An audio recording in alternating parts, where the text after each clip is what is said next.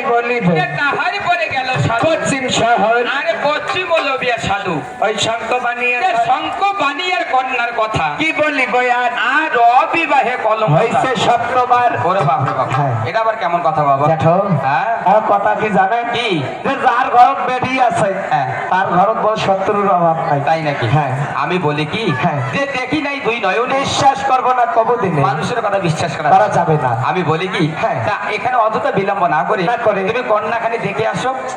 তাই কিরকম? আচ্ছা চলো দেখি। চলেন। আচ্ছা উনি শিকল বেরি দিলে কি আর কাউরে বাঁধা রাখা যায়?